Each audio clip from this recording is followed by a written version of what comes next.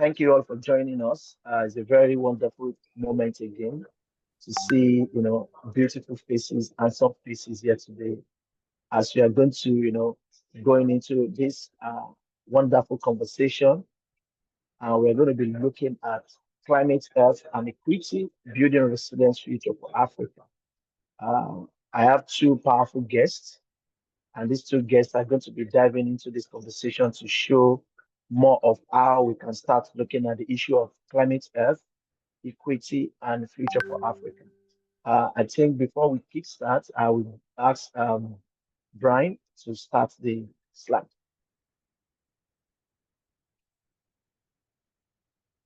Okay.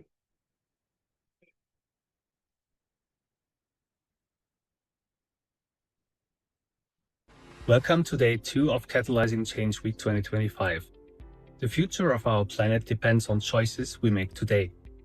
That's why today we are focusing on planet well-being and water justice, intergenerational innovation, and the future of our cities and livelihoods. In 2024, the damage bill from climate-related events was $1.4 trillion. The projected economic losses due to climate change by 2025 will be over 12.5 trillion. And over 2 billion people will face life-changing risks from climate change. Innovators are finding new ways to protect ecosystems, respond to urgent crises, and secure safe, sustainable access to the world's most vital resource. Today, you will meet climate innovators, water justice advocates, city planners, livelihood creators, and young leaders working side by side with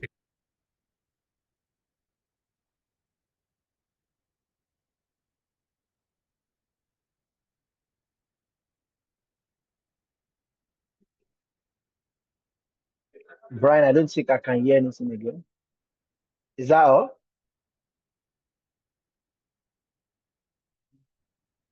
Hello, Brian. systems, respond to urgent crises, and secure safe, sustainable access to the world's most vital resource. Today, you will meet climate innovators, water justice advocates, city planners, livelihood creators, and young leaders working side by side with experienced voices. This is a space to share solutions, learn from best practices, and imagine how communities can thrive in the face of change. Welcome to the session presented by Catalyst Now.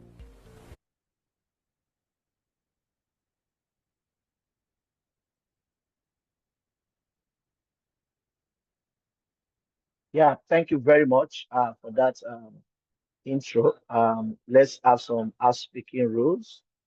Brian, should I go on with it or you're going to be talking about it? No, please go ahead. Okay, thank you very much. So, majorly for the speakers, please let us try as much as possible. Let us keep our videos on.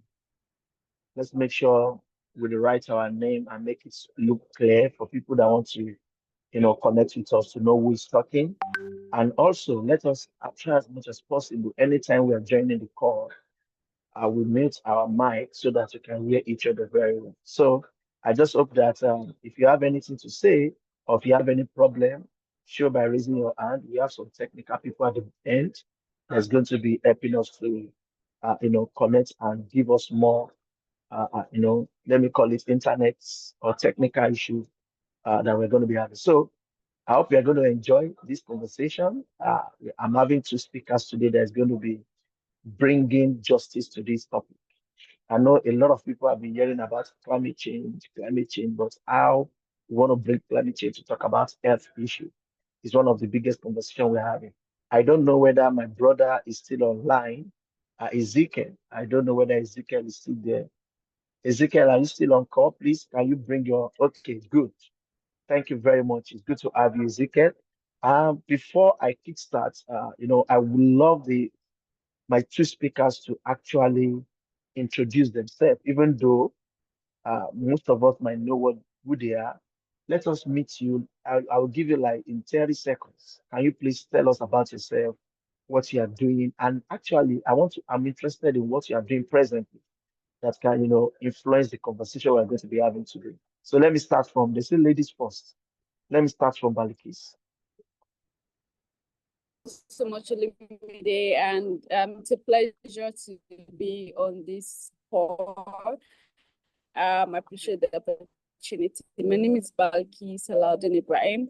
I'm an initiative on climate change. We are the largest network of all across Africa. And part of the work that we do is to strengthen youth engagement when it comes to climate action, also bridging the gap within young people and the government policymakers from the national to continental and to the global level. So I'm going to be sharing some of the work that we're doing in the course of questions on how we are ensuring that we are building capacity, empowering young people, and connecting them to a series of opportunities to scale their impact. Thank you so much. Yeah, thank you very much, Balikis. Let me go straight to my brother Ezekiel Inyanfo. You have the floor. In 30 Thank you, seconds, let me see. thank you very much for the invitation. Are you getting me? Yes. Okay, thank you. So I'm Ezekiel Yanfo, and I'm from Liberia, but I'm joining you from Bangladesh this evening. So I work for Action in Liberia as climate justice and humanitarian response inspirator. So basically, we look at the various vulnerable populations, the young people, how are they accessing the right services when it comes to protection and resources to implement their initiatives, and also looking at humanitarian crisis, how those people who are at the front lines, how are they getting the funding they need to respond to different humanitarian crises, especially in the context of climate change. I also work with the Africa Youth Public Health Network Initiative, where we, as deputy head of policy, where we look at the different health issues that are induced by climate change, and how can we work with Africa CDC and different youth organizations across Africa, and doctors, public health practitioners, to influence different policies that are youth sensitive, and also making sure that these climate-induced health issues are addressed the right way. Over to you, Olu. Yeah, thank you very much. And I can see that I have very strong, vibrant young people here that work in various aspects of networks. And it's very interesting that this is what we want to see young people, Africans doing in taking forward this conversation that we're having today. I just want to quickly double check whether you guys can hear me clearly. Can you hear me clearly?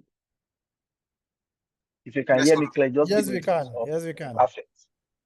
Yeah, thank you very much. So, to kickstart this conversation, I just want to bring a context. We are looking at the issue of climate health, and for me personally, it's something that as we stand, Africa stand at a critical junction where the impacts of climate change are increasingly, intersecting with public health, social inequity, and it's rising a lot of temperature, extreme weather events, and even shifting disease pattern are placing immense pressure on all fragile health systems. We see that a lot of things have been happening both from the geopolitical zones we have in our different countries. We see that there's a lot of marginalized community, that bear this great burden, and it is a very alarming issue that from drought-induced food insecurity to even the spread of, vector-borne diseases like malaria, that is affecting the continents. Even the most vulnerable people actually face this risk that has threatened both the well-being and the economic stability.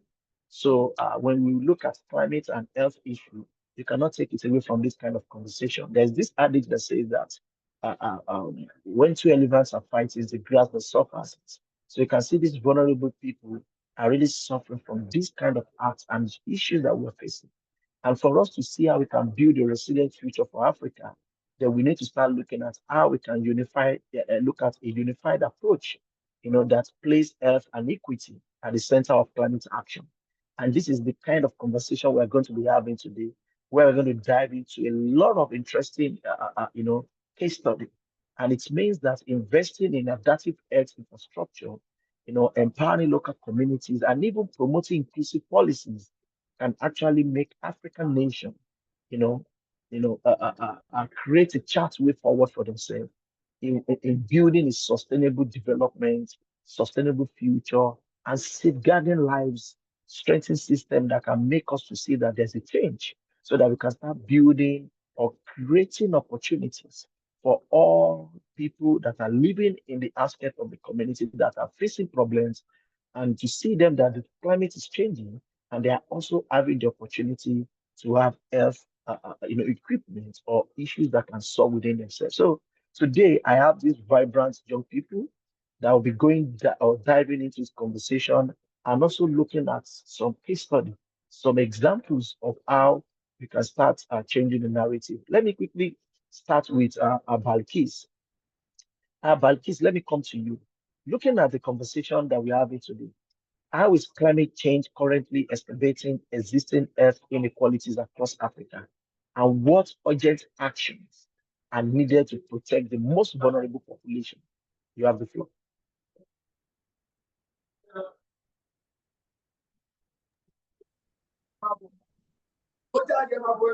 Yes, thank you so much.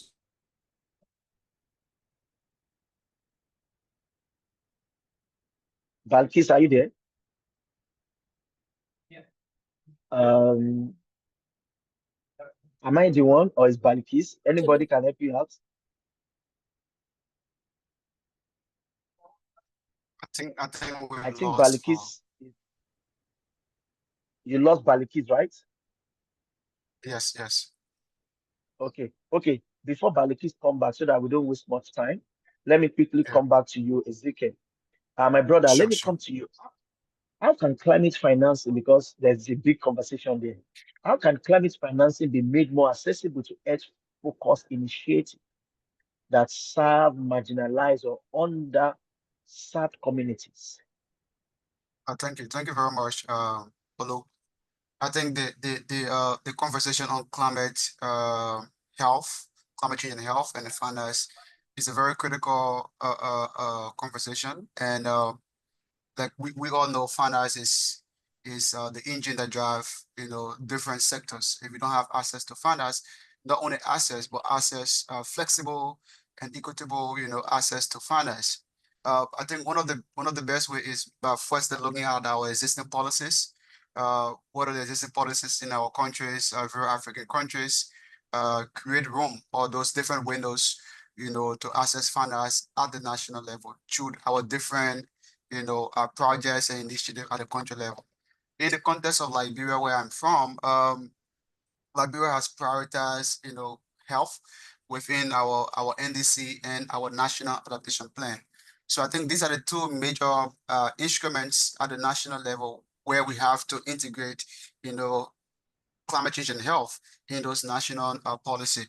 So for Liberia, our current NDC 3.0 health issue is placed on adaptation because of the vulnerability of our health system towards climate-induced disasters, looking at flood, heat stress, and different climate change impacts. So through the NDC, different, the Ministry of Health, the National Public Health Institute, local organizations, national INGOs can create, develop projects and initiatives that can that can that can access finance through different mechanisms. What are through the GCF, what are through the adaptation fund.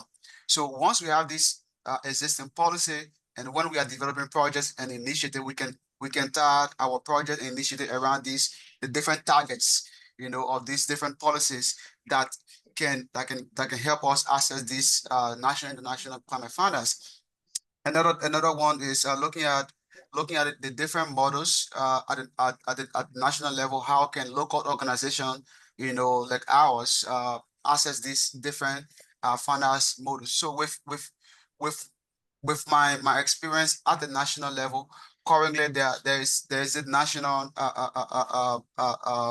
trust fund that our government have developed, and one of the priorities for this trust fund is to make sure that different youth-led organizations can access, and a women group, youth group can access, climate finance, particularly looking at, health initiatives that can address these different these different health issues that we face at the national level. And particularly this marginalized community, we have to make sure that these finances are very flexible. They are very intentional on the level where once we have these different health crises, we can be able to access them at the NGO level with Action Aid. What Action Aid has also done is that we have this we are developing this crisis fund called a crisis fund. So this crisis fund looking at whenever disasters strikes these different vulnerable communities, they can access this fund directly, not putting different bureaucracy in place, but direct funders, they can access it and then address these existing issues that they have. And before around November, around June, we had this flood, taking place in our local communities, and many communities, had these issues, and they wrote Action A and were able to directly and immediately intervene to make sure that they have clean water, safe drinking water, having these different packages that can make sure that their health conditions, they have safe homes, safe facilities that they can access while we try to make sure that we integrate them into the communities. Over to you. Yeah, thank you very much. Can you hear me? Can you hear me? Yeah, thank Yes, you yes. very much for that, Ezekiel. Looking at it from the point of your NGC adaptation plan, looking at it from the NGO angle, looking at it from the Action Aid point of view, I think we actually need a a finance structure, you know, finance that actually solve grassroots problems, finance that actually build confidence in people that are using it to solve problems. I think it's a very good way to actually channel this funding, not by borrowing or so. So thank you very much for that input, and I really appreciate it. Yeah, Balkis is back. Please let us look at whether your network is still working. My question to you was very simple. How is climate change currently exacerbating existing health Yeah. inequalities across Africa? And what urgent action are needed to protect the most vulnerable population? Ezekiel have touched based on financing aspects and how we can drive financing into the health-related issues.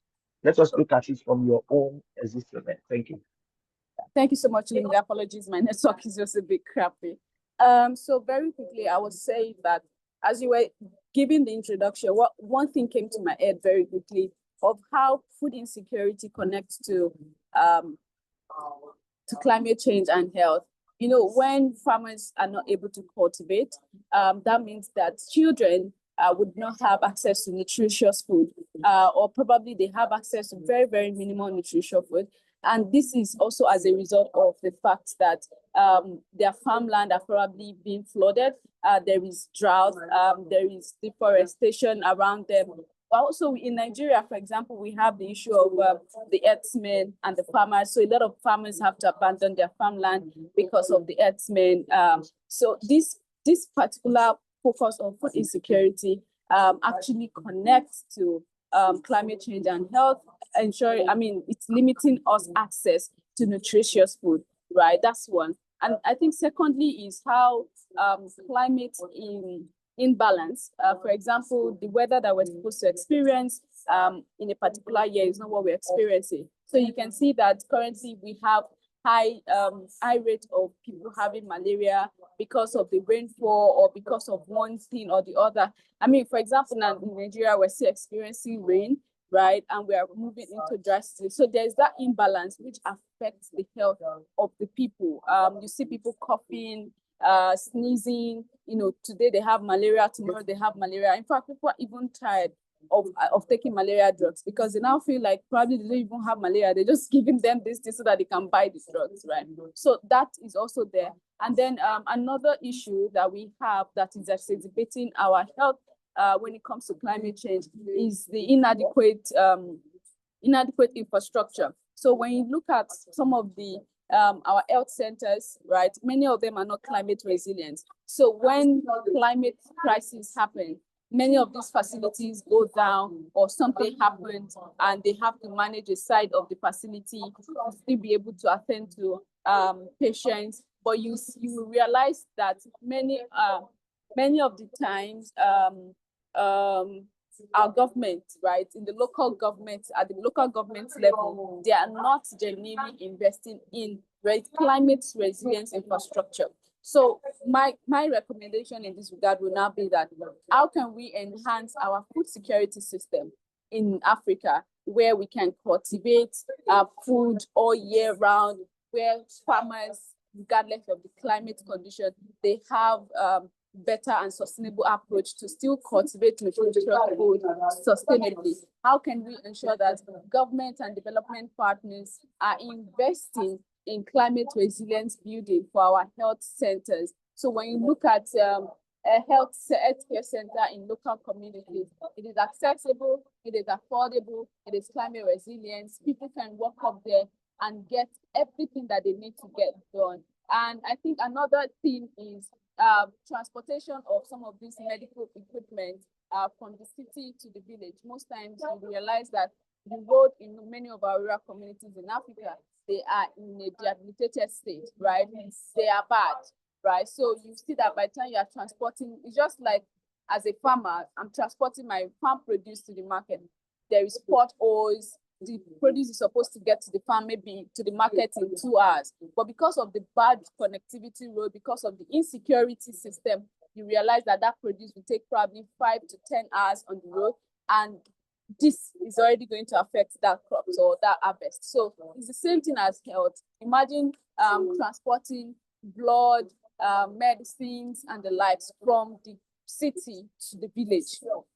There is always going to be a lot of encounters. The road is bad, this is this. So I think investing intentionally in building climate resilience infrastructure, road facilities would help go a long way in bridging this gap. And maybe lastly, we can also look at how we can start investing in renewable energy, such as solar-powered vehicles, cold storage vehicles to transport some of these important medicines from city to the village, so that by the time they are still arriving at the community, at the health centers, they are still in good conditions, they are still good for people to take, and life get easier. So I think the most important thing is being intentional about our approach, even when we have this finance. How do we use this finance to drive climate resilience infrastructure and system? Thank you so much, Olumide. Over to you. Yeah, thank you very much, Balikis. And I think you've actually, captured some of the, when it comes to the people and the community, the village, and the, let me say, the rural and the urban. You've actually captured some of the key. But quick one, so that we have a context of how is this working, and looking at the government. I'm still coming back to you, Balkis. In what ways can African governments actually integrate climate adaptation and public health, policy to build more resilient and equitable system? Because you've talked a lot about the issue that we are facing when it comes to the existing health inequalities across Africa. What do you think the governments, how do you think they can integrate all this conversation? Thank you. Yeah, thank you so much, Olumide. I think, I'm sorry, is that question for me or is it's for me, right? It's for you, yes. It's for All right, you. thank you. So I think it starts from being intentional. Currently in Africa, we have the most populated kind of policy. We have the best kind of policies, if you think about it, in this on this continent. However, when it comes to implementation, we are always behind, right? And then when it comes to implementation, financing these policies, you realize that there are many interests, there are many agenda. So by the time many of these projects are being done, by the time the policy is being implemented, you realize that they are going, they're not using the standard because of the agenda, because of people have interest in this thing, people have stake in these policies. So I think the first thing first is, how can we review all of our existing policies when it comes to climate adaptation and climate resilience, and start implementing them using a bottom-top approach. So now many of these policies that comes with oh, we need to put this facility together, we need to put this infrastructure together. We're seeing a lot of urban development, right? But it still comes down to how are we developing the rural communities. You see some governors or some governors in some states, they've never been to a lot of villages before, but the city is where they stay. And when it comes to photo ops, you see them in these villages, right? But that doesn't mean that solutions are being stepped down. So the government needs to be more intentional in ensuring the implementation of these policies that we already have existing. Aside from that, how can they step down this solution to affect and impact rural communities? Because at the end of the day, we can't keep sitting down in Abidjan, in Addis Ababa, in Lagos, in Abuja, in Accra, and thinking that all is well with people in rural community. Or this implementation of this policy doesn't have to get down to them. We need everybody to be in the process from the formulation of this policy to the review of the policy to the actual implementation of the policy. And I think that, again, development banks, development organizations, and other partners need to start being intentional about the kind of support they are giving countries to implement certain policies. Then there should be a standard. It's just like how we have the whole greenwashing happening right now. The reason why it is happening is because a lot of organization institutions want to be part of the climate talk. They want to be part of the climate process. So many of them are doing a lot of greenwashing without proper standard of check and balance. So we need that check and balance to be sure that when these development partners or these development banks or other global institutions are investing in certain implementation of our policies, they follow it through to be sure that the standard is what the people are going to be getting at the end of the day, and not necessarily making the politicians or the government of Africa richer, but rather the people are directly impacted by the implementation of those policies. Thank you.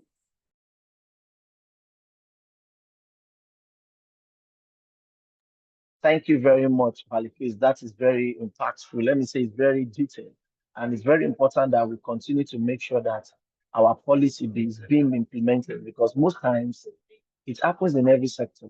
When policy is being drafted, is being passed to, through the Senate or anything, what happens is when implementation starts, is whether some people are nowhere to be found, or some people are, different people implement, different people create the policy. But the bottom line is that are these policies actually turning into investment opportunity for communities? Are they actually doing the right changes we are talking about in our community? I think that's one of the biggest things that you've already raised, and I'm sure as we're having this conversation, we are throwing it to the government, we are throwing to the public that it's high time for us to pay attention to the implementation of our policies, because that is the only way forward to go. Let me come to my brother Ezekiel. Balikis have mentioned a lot about the existing problem. You've also talked about the accessibility of funds and so on. Now, let's come to what the young people are talking about. How can youth and civil society organizations, that are emerging from Africa, effectively link climate resilience with improved health outcome? With your experience with Action Aid, I'm sure you'll be able to give us some tangible, conversation on this. You have the floor. Thank you very much. And thanks to Patrick for that detailed explanation. This is a very interesting question, looking at the kind of population we have in Africa and how many of us are doing different initiatives in our communities. And the young people are actually at the front line, in rural local communities and engaging with the population and know what are the issues and also providing some solutions. But looking at some of the works that we do in the climate sector and how can these different initiatives help us to improve the health outcomes of communities is very much important.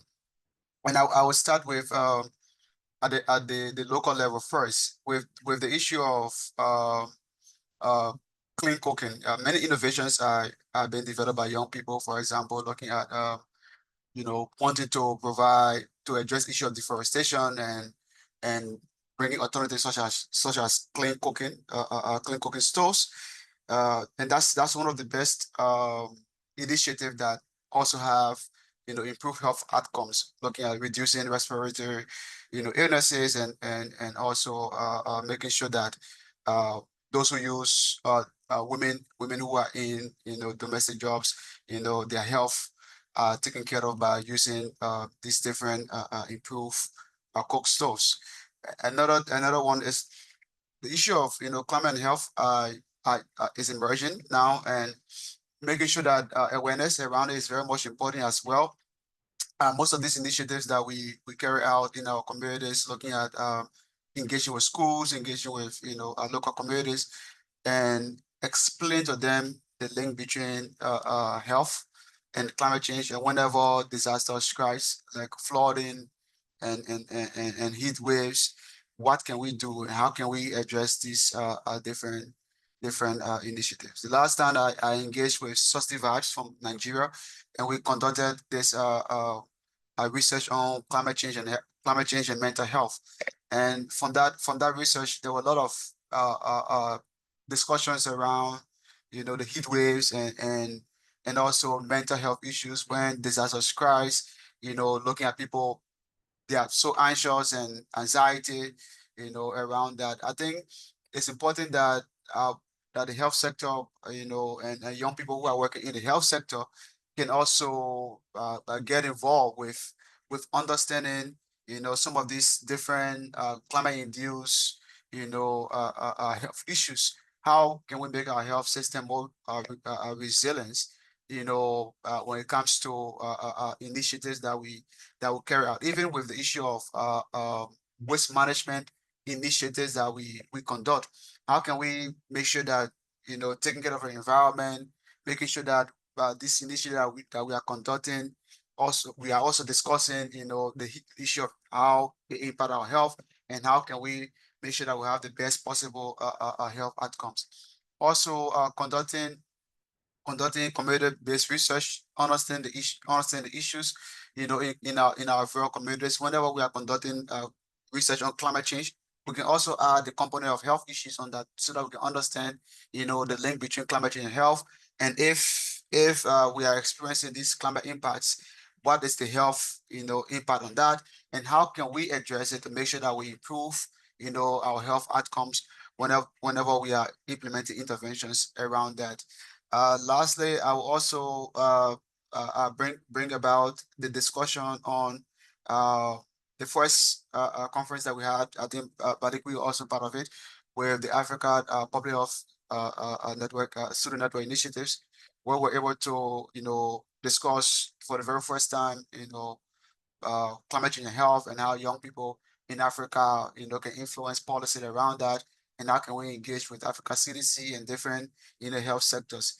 Within Liberia, the Ministry of Health and other youth-led organizations are now engaging with the Ministry of Health. They are engaging with the Committee on Health, Committee on Climate Change, to bring both committees at the Parliament to to discuss together and see how best we can integrate climate resilience, health health discussion within within our health policy, within our climate change policies.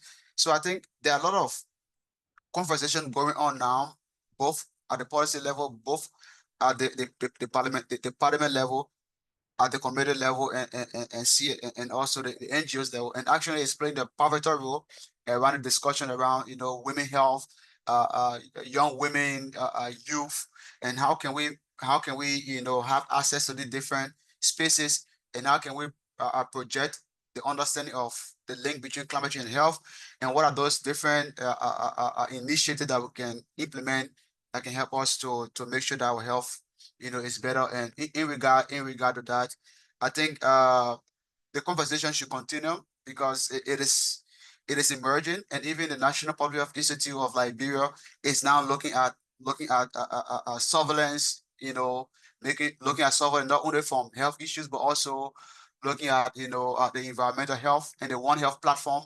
in Liberia, making sure that we understand environmental health, animal health, and human health, and getting young people involved into the conversation and influencing policy as well. So I think I will stop here, and then if there's any follow-up, we can continue. Yes, thank you very much, my brother Ezekiel. That's very, detailed, and I think it's also very important that both youth and civil society collaboration is going to be a very, strategic way forward for us to actually create climate resilience and for us to actually improve the outcome. So, thank you for giving us that. Let me come to Balikis as we are winding down. I don't want us to take too much time. Balikis, let me come to you. You've talked a lot about community, you've talked a lot about urban and rural. And let's look at what are the roles, community-led action play in addressing the, interconnected challenges of climate, health, and equity on the continent. Because, all the actions, all the activities that we are doing, what does the community-led actions can play in addressing all these linkages, all these interconnected challenges of climate, health, and equity on the continent? You have the floor, Balkis. Thank you so much, Olumide. I think this is like a question coming at the right time. I think for Africa as a continent, we need to move from dragging just the president, or I think we use president everywhere in the continent, just the president. We need to start holding accountable our local council chairman, our local government chairman. That is where community engagement starts from, right? Because every policy, every project or activity that is coming, the case study is always the rural communities, right? So why is it that when the implementation is coming, it becomes like the communities are no longer involved? They don't even understand what is going on again. So I think that responsibility, it is time for every one of us to start holding our government accountable at the grassroots level.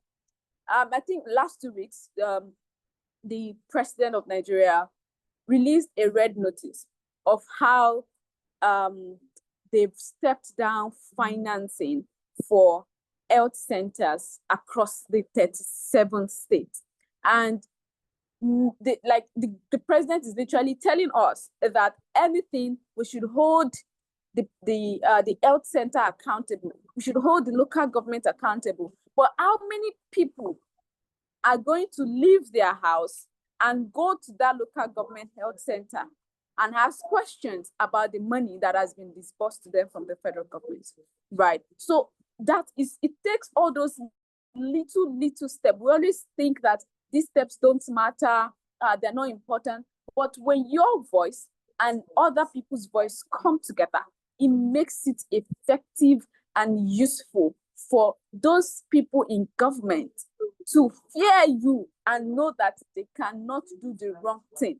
They need to make sure that this fund is being used for what the community has agreed that this fund is going to be used for. So it's just simple as in a community, there's this scenario that is always playing out when it comes to women and access to water, of how an organization came to a community and saw women going far stream to fetch water. They didn't engage this community. They didn't tell to these women. They didn't have a sit down to understand why they are going far to fetch water from the stream. And the next thing they did was they drilled a borehole for these women, thinking that that is their problem, right? So when these women saw the borehole, they just felt like these people don't know what they are doing. They don't know what to use their money for. They did not use the borehole.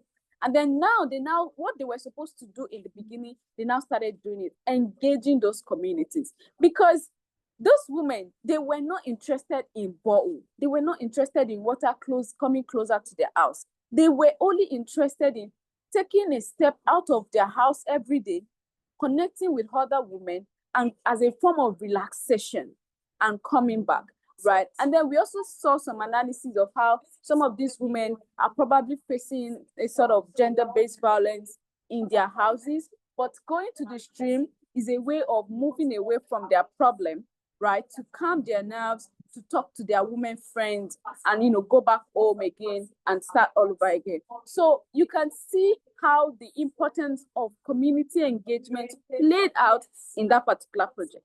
So that is how important communities are. And when we talk about communities, we're talking about the traditional rulers, we're talking about the religious leaders, we're talking about the local council chairman, the local government chairman, we're talking about we're talking about the youth, we're talking about the women, we're talking about the elderly, we're talking about wives, we're talking about husbands, we're talking about everybody, including the children, because you cannot prefer solution to people when they are not in the process of, they don't even know that you are concerned about it. They don't even know you're trying to do this thing. So that is how important community harm in this process. So it is time for us as communities, because you and I on this call, we are part of a community, to start holding our people accountable, because at the end of the day, we realize that it is either your uncle or your brother or your sister that is in government. It is either your brother or your sister that is the head of the public health center in your village, but then you're not saying anything to them. You feel like, oh, the amount of medication that we have in our village is okay. But however, that is not the amount of medication that is coming down to your community. But because nobody is asking questions, nobody is holding anybody accountable, everybody is doing the familiarity style. Oh, I know her, she's fine, she can't do this. Oh, I know him, he can't do this. I think that needs to stop. So we need to move from just saying on social media to really coming out of social media, coming out of our comfort zone, to hold our government accountable at the local government level. And not just the government, just to wrap it up, we need to also hold accountable our religious leader and our traditional leaders, because government always engage these two people whenever they are doing any project. Then they engage women, they engage the youth. So we need to hold these people accountable and say, oh, you were part of this meeting that happened with the government to build an health center for us. Look at the health center that you built. There is no wheelchair accessibility. It's not accessible for children. It's not children proof. How did you come up with this thing? So it's not just about the government again. It's also about the people that have been identified to be part of the process. Ask them questions. Let everybody be accountable. Thank you so much, Lynn.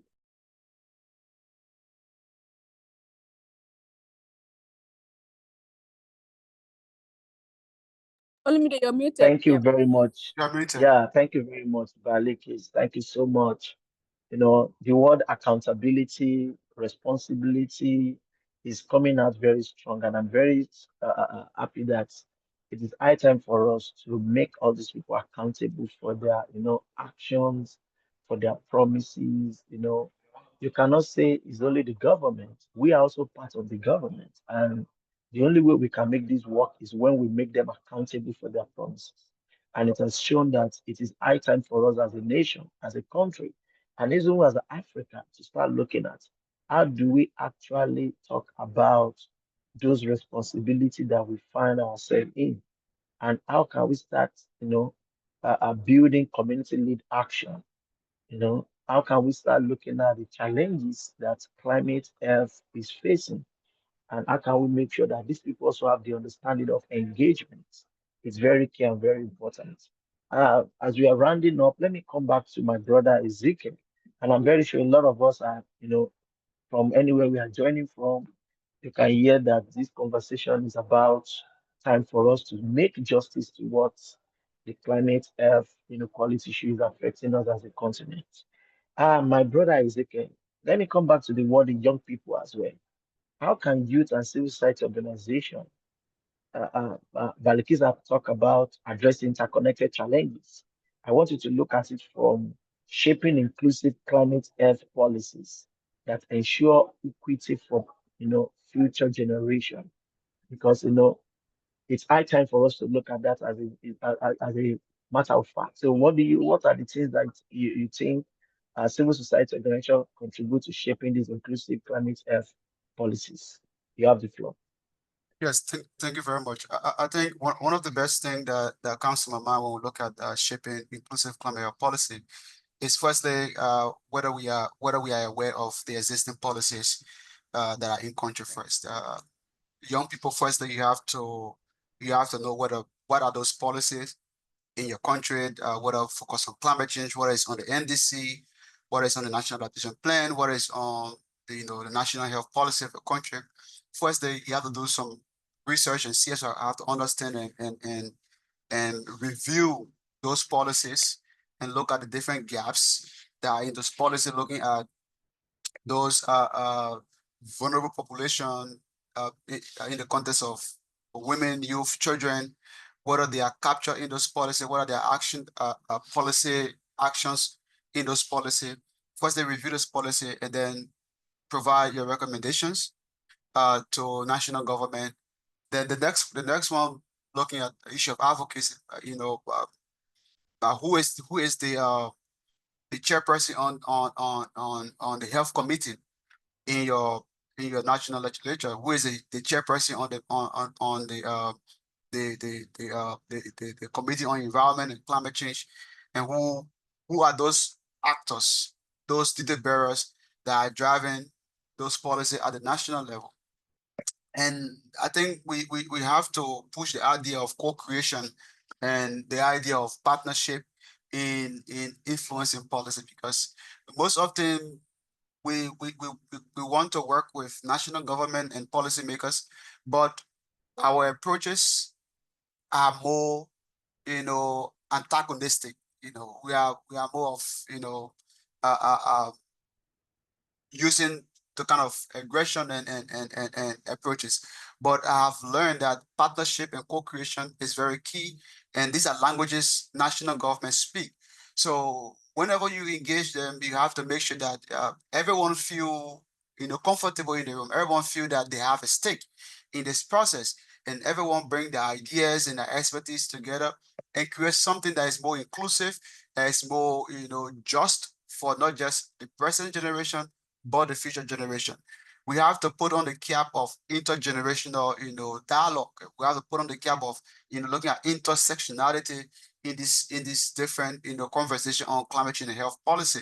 So once we do the kind of mapping of the various stakeholders that play a major role in this conversation of climate change and health, then we can engage those major players and be able to,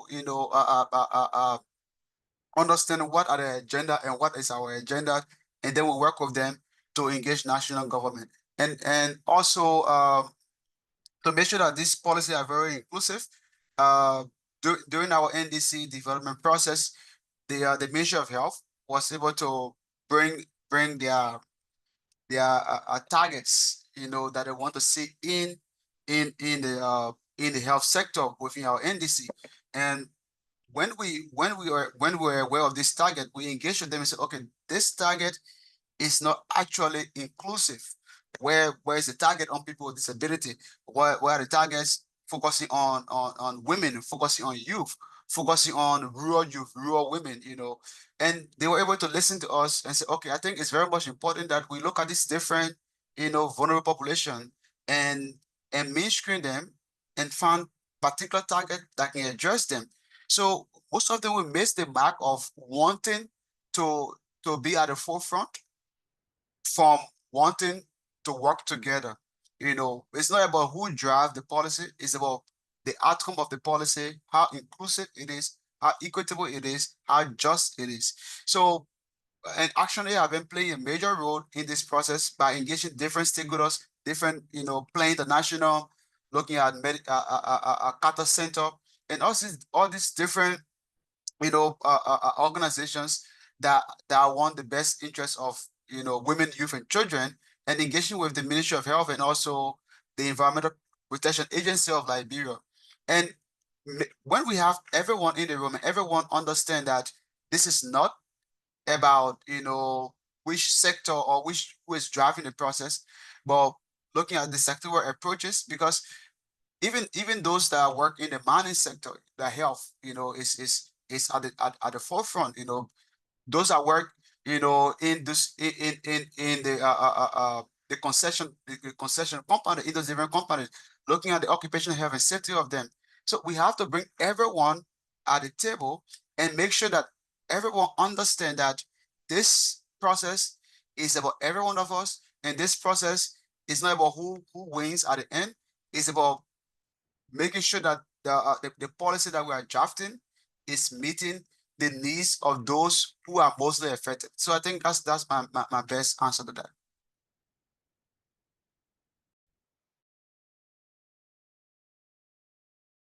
What do you, Olu? Yeah, thank you. Thank you very much. Thank you very much, Ezekiel. You've actually, touched a very powerful point in your comments.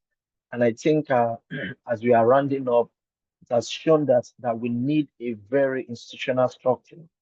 We need a very strong, you know, coexisting structure that can actually turn our idea into opportunities, or the information we're pushing out, to make sure that our leaders have the rights to make sure that they key into their promises when it comes to giving a proper health care, a proper climate resilience culture in our society. I just want to come back to Balikis to hear from you. What is going to be your, like, a parting word?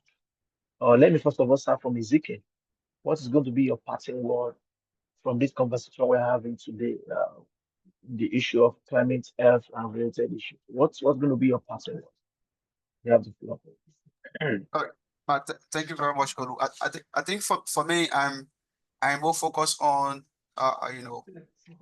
looking at the intersectionality of this conversation, and making sure that everyone is part of the process when it comes to policy development and implementation, and not just creating policy because we just want to have policy, on the table and on the book, but looking at what are those mechanisms that we can use to track the progress of this existing health, climate change health policy, and that there's a need to bridge the gap between the Ministry of Environment and the Ministry of Health.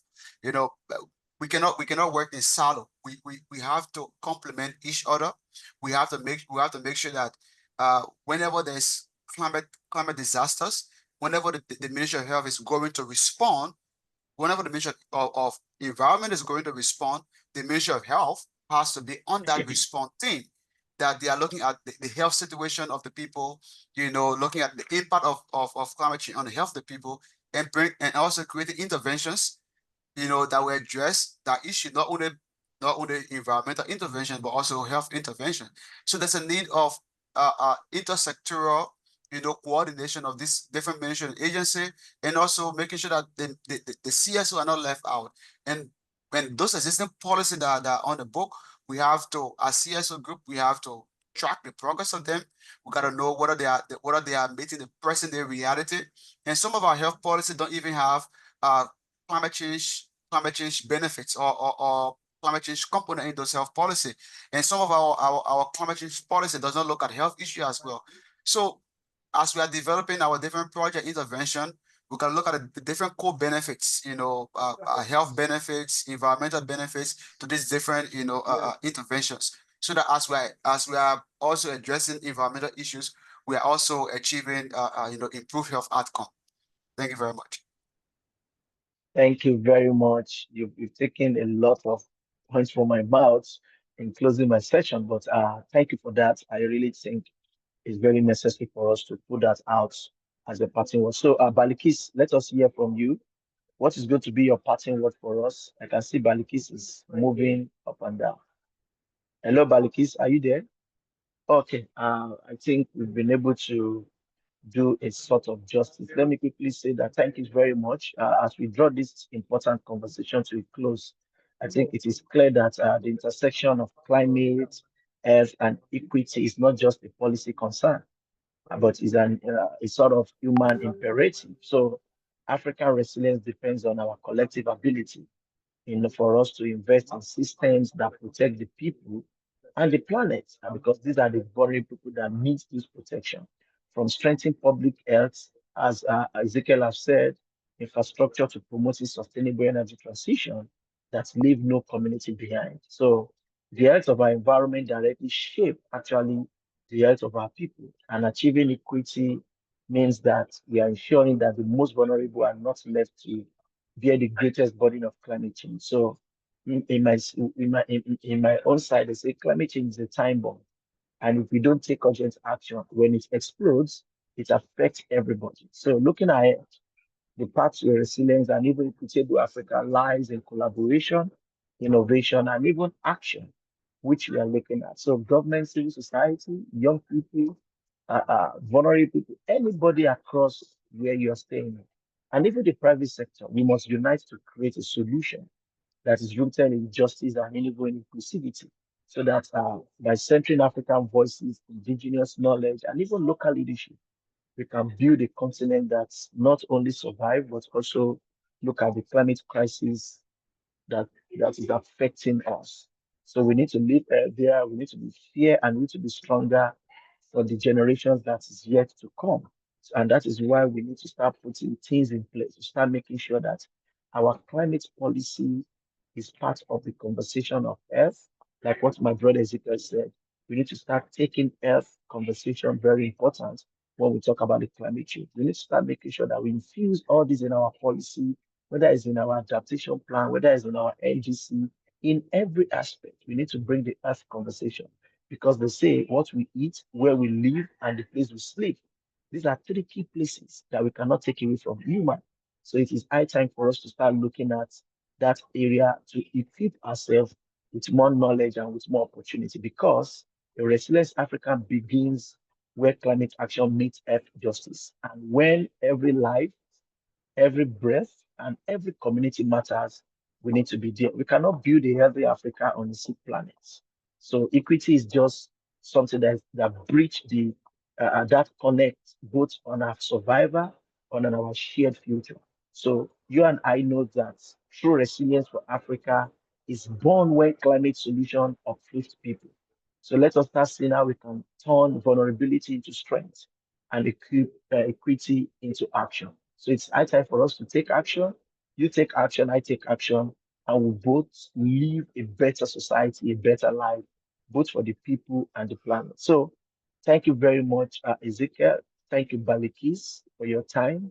And I'm sure that we'll be able to, do this more other time. And most especially, thanks to Catalyst now for giving us this platform to express, to talk about an issue that is affecting the community, affecting the people, and affecting the earth. So thank you so much. Thanks to all the team from Catalyst. Uh, uh, I may not be able to call everybody, to Madalena.